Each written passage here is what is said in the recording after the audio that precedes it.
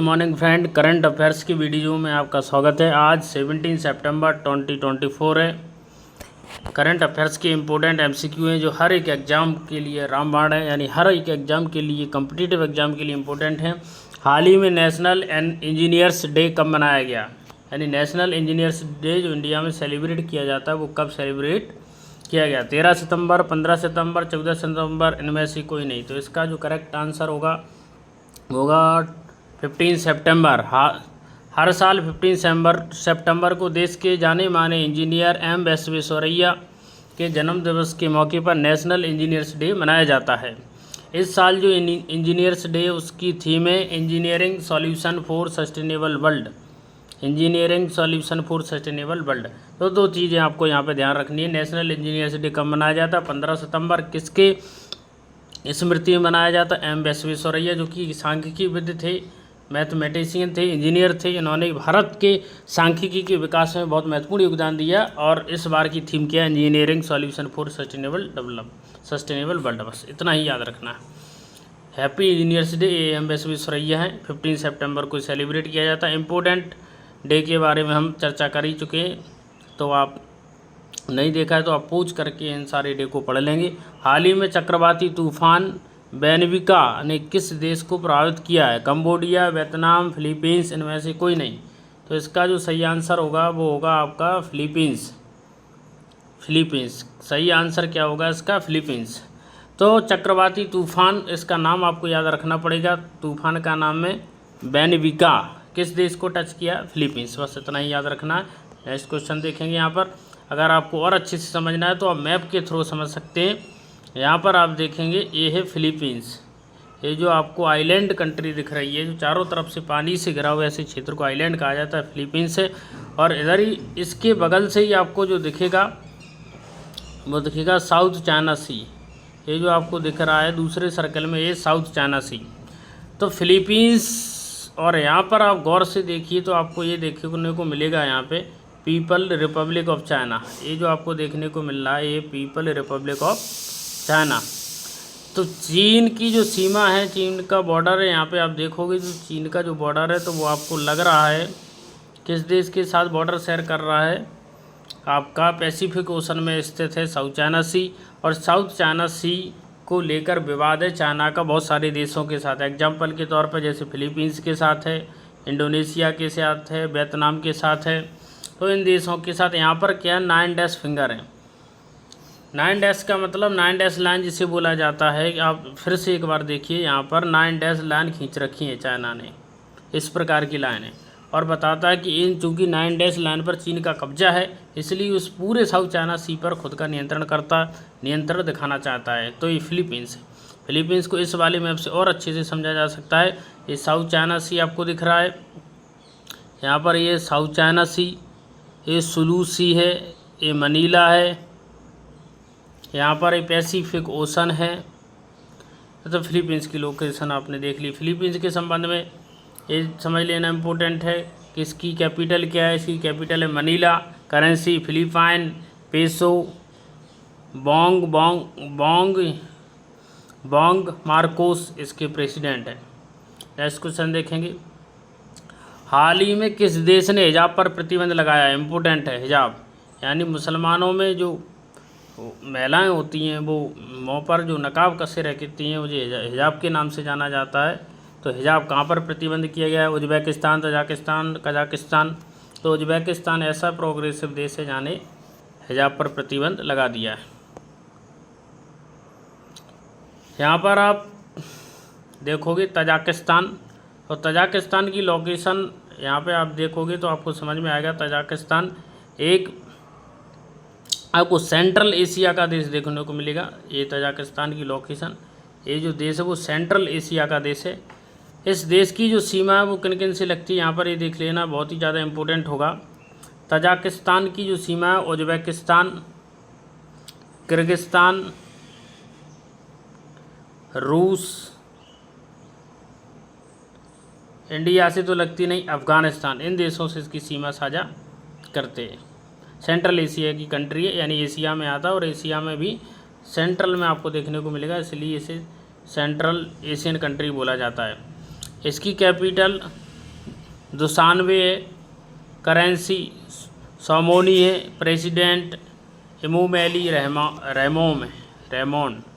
हाल ही में कौन सा देश वैश्विक साइबर सुरक्षा सूचकांक में टियर 1 पर पहुंच गया है? नेपाल, श्रीलंका, भारत। इसका सही आंसर होगा नेपाल, सॉरी इसका सही आंसर होगा भारत। साइबर सुरक्षा सूचकांक में टियर 1। साइबर सिक्योरिटी, जैसे जैसे टेक्नोलॉजी बढ़ रही है, कंप्यूटर इंटरनेट का यूज बढ़ रहे हैं, साइबर सिक्योरिटी बढ़ती जाती है। साइबर सिक्योरिटी का मतलब है इंटरनेट के माध्यम से किसी की डेटा या उसकी पर्सनल चीज़ों को हैक कर लेना, फिर उसके बदले में फिरौती वगैरह मांगना, तो ये सब साइबर क्राइम के अंतर्गत आते हैं। यहाँ पे हम देखेंगे ये अपना प्यारा भारत, और इसकी कैपिटल आपको देखने को मिलेगी न्यू दिल्ली, कैपिटल है न्यू दिल्ली।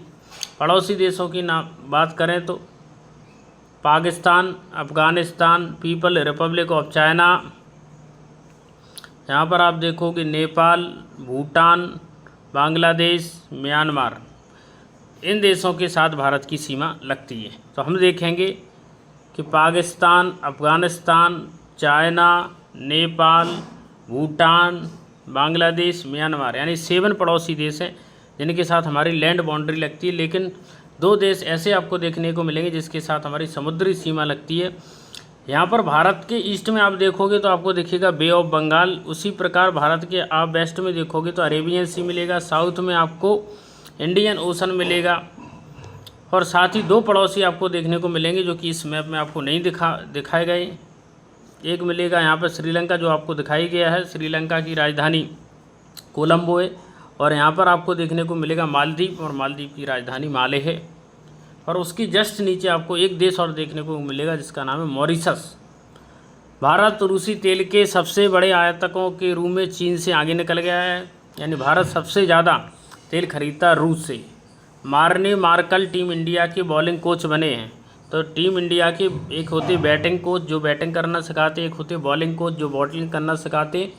तो बॉलिंग कोच के रूप में मार्कल टीम इंडिया के बॉलिंग कोच बने। भारत ने डेंगू वैक्सीन डेंगियोल के 3रे चरण का परीक्षण कर दिया, यानी डेंगू की वैक्सीन का नाम क्या है?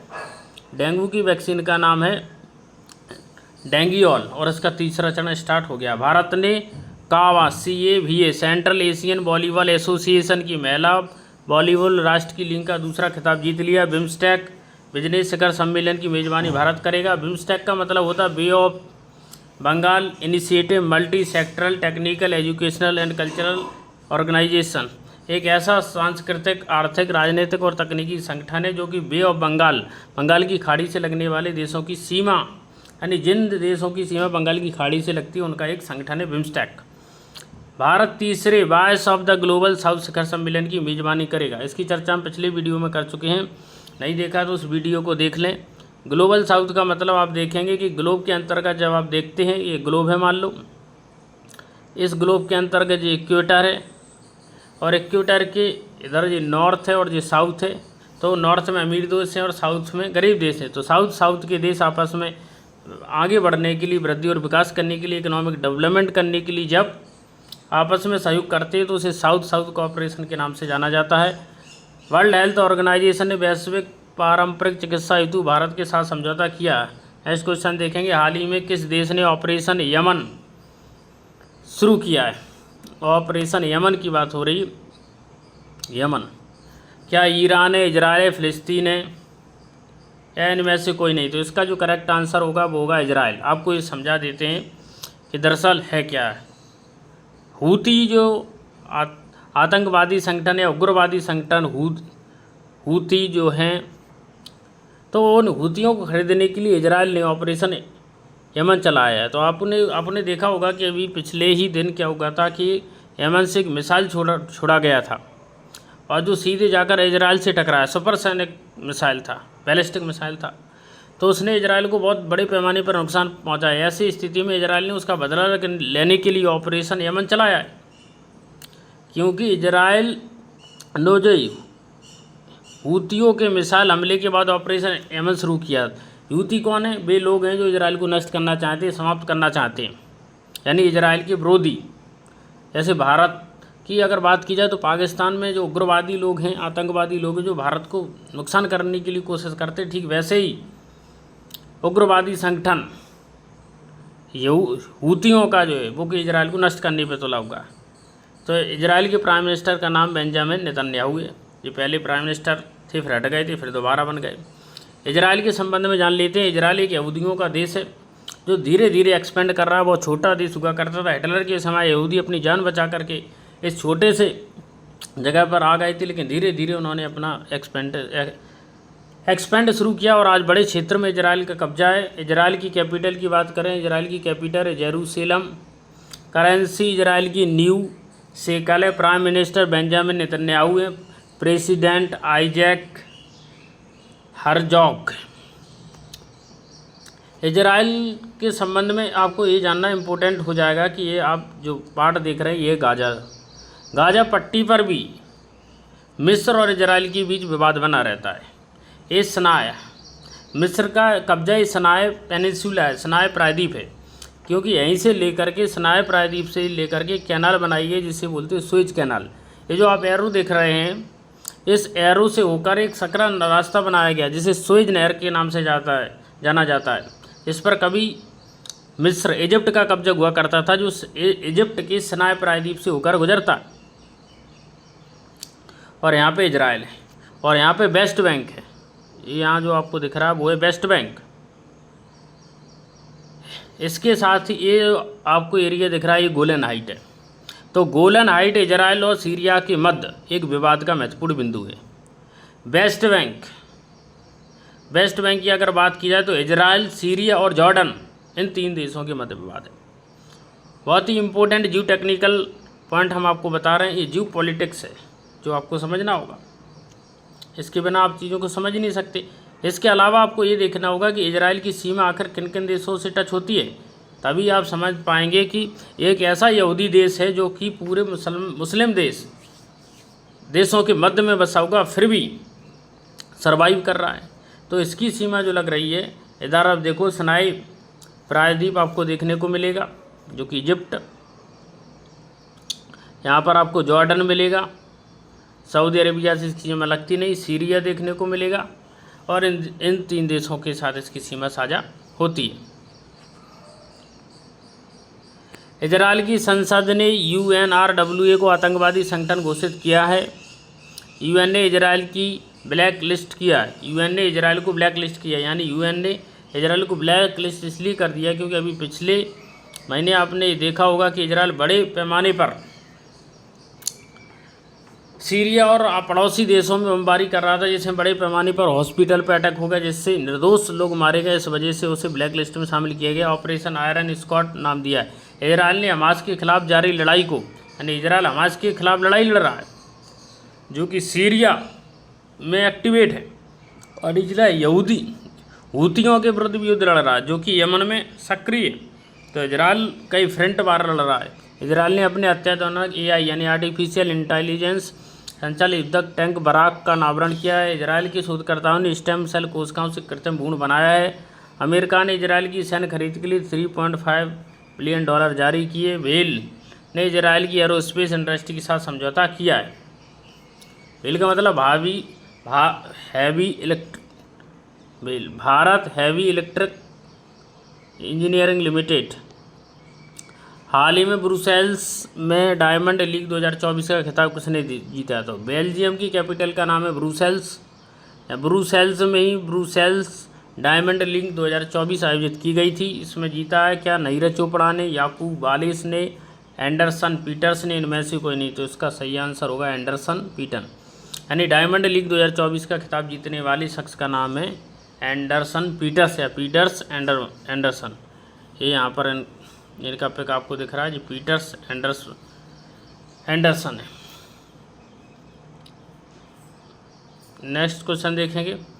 भारत की नीरज चोपड़ा 2024 डायमंड लीग के फाइनल में भाला फेंक इवेंट का खिताब जीतने से चूक गए। नीरज चोपड़ा ने जो भाला फेंका वो फेंका है 87.86 मीटर का सबसे थ्रो किया, लेकिन ग्रेनेडा के एंडरसन पीटर ने 87.87 यानी 0.1 मीटर ज़्यादा फेंका। थ्रो से पहला स्थान हासिल किया। लगातार दूसरे साल नीरज चोपड़ा दूसरे नंबर पर आए।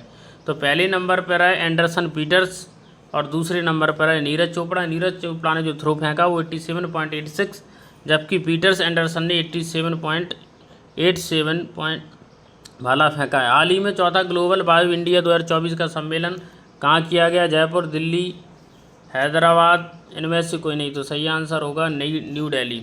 ग्लोबल बायो इंडिया, यहाँ पर आपको लोगो दिख रहा है, ये global bio India 2024 transforming lifes bio sciences to bio economy, यानी जो बायो साइंस है उसे बायो इकोनॉमी बदला जाएगा। 12 से 14 सितंबर 2024 को प्रगति मैदान न्यू दिल्ली में आयोजित किया गया, और प्रगति मैदान में ही एशिया का सबसे बड़ा पुस्तक बाजार मेला लगाया जा सकता है। मुझे सौभाग्य मिला इस मेला में जाने का। हाल ही में अमेरिका किस देश के सरकारी मीडिया आरटी पर प्रतिबंध लगा रहा है? आरटी, आपको पता है कि आरटी रसिया का ग्लोबल मीडिया यानी कि रसिया का जो ग्लोबल मीडिया, इंडिया में कोई भी ग्लोबल मीडिया नहीं है, जैसे कि ब्रिटेन में और दूसरे देशों में देखोगे आप CNN है, BBC है, ऐसे रसिया का RT है। तो RT पर प्रतिबंध लगा दिया है। हाल ही में अमेरिका ने किस देश के सरकारी मीडिया यानी सरकारी मीडिया RT, जैसे ग्लोबल टाइम्स है चाइना का, ऐसे रसिया का RT है। कई ग्लोबल इंडिया में कोई नहीं, जबकि होना चाहिए, ताकि पूरे वर्ल्ड की सरकारी फंडिंग के माध्यम से न्यूज़ कवर की जा सके और भारत के विजन को आगे बढ़ाया जा सके। रसिया की कैपिटल आपको पता ही है, रसिया की कैपिटल आपको देखने को मिलेगी मॉस्को, और प्रेसिडेंट है व्लादिमीर लेनिन। ये हम चर्चा कर चुके थे कल की वीडियो में। The orders of the saint Andrews apostle रूस का सबसे बड़ा पुरस्कार है, जो कि प्रधानमंत्री नरेंद्र मोदी को दिया गया है। हाल ही में दूरदर्शन कब अपनी 65वीं वर्षगांठ मनाया गया? यानी दूरदर्शन की स्थापना को 65 साल पूरे हो चुके हैं, और ये मनाएगा आपका 15 सितंबर को। सिंपल क्वेश्चन है इसलिए डायरेक्ट आंसर बताया। 15 सितंबर 1959 को दूरदर्शन की स्थापना हुई थी। तो दूरदर्शन की स्थापना कब हुई थी? 15 सितंबर 1959 को टेलीविज़न प्रसारण ने शुरू किया था। तत्कालीन राष्ट्रपति डॉक्टर राजेंद्र प्रसाद ने इसका पहले प्रसारण का उद्घाटन किया था। 1975 तक दूरदर्शन आकाशवाणी का हिस्सा था, यानी 1975 तक दूरदर्शन DD और आकाशवाणी एक ही था। 1982 में एशियाई खेलों के दौरान दूरदर्शन ने रंगीन प्रसारण शुरू किया। तो रंगीन प्रसारण कब शुरू किया? 1982 में। ये याद रखना है, 15 सितंबर 1959। हाल ही में किस देश ने ऑपरेशन सद्भाव शुरू किया है? ऑपरेशन सद्भाव। भूटान, श्रीलंका, भारत, निम्नलिखित में से कोई नहीं। तो आपको हिंदी नाम दिख रहा है, और ऐसे नाम इंडिया में ही रखे जाते, तो इसका आंसर हो जाएगा भारत। हाल ही में किस अफ्रीकी देश में 2 अक्टूबर में एमपॉक्स टीकाकरण अभियान चलाया जाएगा? यानी एमपॉक्स का मतलब होता है मंकी पॉक्स, जो मंकी यानी बंदर से फैलने वाली बीमारियां हैं। कांगो, माली, अल्जीरिया, इनमें से कोई नहीं। तो सही आंसर होगा Congo. Democratic Republic of Congo आपको देखने को मिलेगा अफ्रीका में। अफ्रीकन एक कंट्री है कांगो। एक कांगो की लोकेशन आपको दिख रही है, democratic Republic of Congo. Congo की पड़ोसी देशों की बात की जाए तो इसकी सीमा लगती है अल्जीरिया से, जाम्बिया से, ट्यूनीशिया से। ट्यूनीशिया के अलावा इसके गेबन से इसकी सीमा लगती नहीं, और भी अन्य पड़ोसी देश यहाँ पे देखने को मिलेंगे। Democratic Republic of Congo, capital है किंशासा, करेंसी है कांगोज फ्रैंक, फ्लैक्स इसके प्रेसिडेंट। यहाँ पे आपको एक बात, नेक्स्ट क्वेश्चन यहाँ पे देखेंगे, ये सबसे इम्पोर्टेंट क्वेश्चन है। हाल ही में उपराष्ट्रपति जगदीप धनखड़ ने कहा कि संविधान मंदिर का उद्घाटन किया है। यानी भारत का जो संविधान मंदिर है उसका निर्माण जो है कहाँ किया गया? संविधान का मंदिर का मतलब वहाँ पर संविधान की ही पूजा की जाएगी, संविधान ही सर्वोच्च माना जाएगा। मुंबई, जयपुर, चेन्नई। तो सही आंसर हो जाएगा मुंबई। संविधान मंदिर कहाँ बनाया गया? मुंबई में बनाया गया, जिसका उद्घाटन वाइस प्रेसिडेंट जगदीप धनखड़ ने किया है। हाल ही में किस बैडमिंटन खिलाड़ी ने ल्यूवेन में महिला सिंगल्स का खिताब जीता? वीना दास ने, अनमोल खरब ने, हमाली सुलझ ने। तो इसका सही आंसर होगा अनमोल खरब। हाल ही में किस देश में मेडिकल शिक्षा का पाठ्यक्रम हिंदी में उपलब्ध होगा? राज्य का नाम बताना है, गुजरात, हरियाणा, राजस्थान। तो राजस्थान में मेडिकल यानी डॉक्टरी की पढ़ाई भी हिंदी भाषा में अब कराई जाएगी। ये राजस्थान है। राजस्थान की कैपिटल जयपुर है। मुख्यमंत्री भजन लाल शर्मा है। गवर्नर हरिबाबू किशन राव वैगड़े हैं। अभ्यास तरंग शक्ति 2024 का दूसरा चरण जोधपुर में शुरू हुआ। पहला चरण 6 से 14 अगस्त तक हुआ था। तो अभ्यास तरंग कहाँ आयोजित किया गया? जोधपुर में आयोजित किया गया। विषाणु युद्ध अभ्यास मॉक ड्रिल का आयोजन अजमेर में होगा। तो विषाणु युद्ध अभ्यास कहाँ होगा? अजमेर में होगा। एनटीपीसी ने जैसलमेर में 160 मेगावाट सौर ऊर्जा क्षमता स्थापित की है। वित्त मंत्री निर्मला सीतारमण ने उदयपुर में जीएसटी भवन का उद्घाटन किया। राजस्थान की पहली विमानन अकेडमी अजमेर के किशनगढ़ में शुरू की गई। इंपोर्टेंट फैक्ट्स थे। हाल ही में अमेरिका ने किस देश को 20 करोड़ US$ की वित्तीय सहायता प्रदान की है? मालदीव, बांग्लादेश, पाकिस्तान। तो अमेरिका पहले सरकार को गिरवाता, स्थिर करता, तख्ता पलट करता और बाद में फिर हेल्प कर देता है। तो बांग्लादेश में भी ये तख्ता पलट हो चुका है और वहाँ के प्रेसिडेंट जो थी शेख हसीना, उन्हें हटा कर दिया गया है और वो भारत में शरण लिए हो गए हैं। इसके अलावा वहाँ पर नए राष्ट्रपति का चुनाव वहाँ पर कर लिया गया है। ये बांग्लादेश की कैपिटल है ढाका। करेंसी है बांग्लादेशियन टाका। प्राइम मिनिस्टर है मोहम्मद यूनिस। इसके पहले कौन थी? शेख हसीना। सैयद रिफात अहमद ने बांग्लादेश के 25वें मुख्य न्यायाधीश के रूप में शपथ ली है। संयुक्त राष्ट्र मानवाधिकार दल बांग्लादेश मानवाधिकारों की जांच करेगा, क्योंकि वहाँ पर मानवाधिकारों का बड़े पैमाने पर उल्लंघन हो रहा है और लोग बांग्लादेश से इंडिया में शरण लेने के लिए मजबूर हैं। इसके अलावा बांग्लादेश में अंतरिम सरकार का गठन कर दिया गया, क्योंकि आपको पता है कि शेख हसीना ने वहाँ पर इस्तीफा दे दिया, इसलिए अंतरिम सरकार के प्रमुख के रूप में मोहम्मद यूनिस को चुना गया है।